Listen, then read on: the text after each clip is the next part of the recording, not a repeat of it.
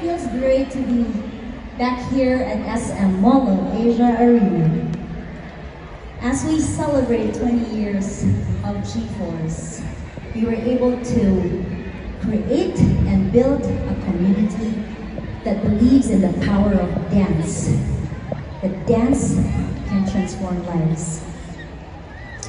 This is more than just dance.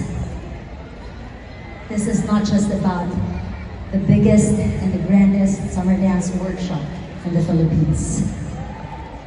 This is family. This is community. This is movement. And they say it is our legacy. Teacher Ben here, and Teacher Jalai. Ito na. Since magsa-start tayo ng klase, Teacher Jaja. Si Teacher Jaja po, she was 4 years old when G4 started. 4 years old.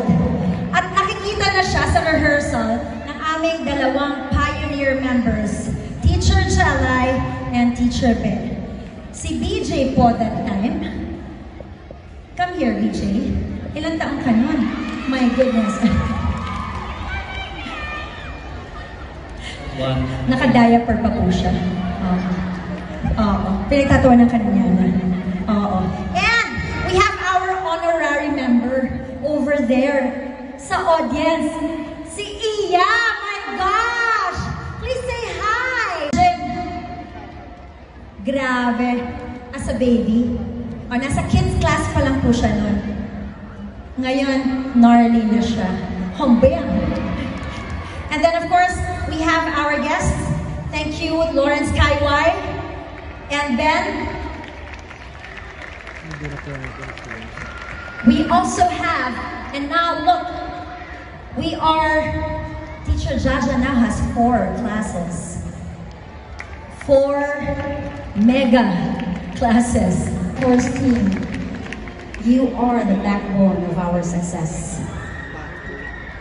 Sa inyong lahat, maraming salamat.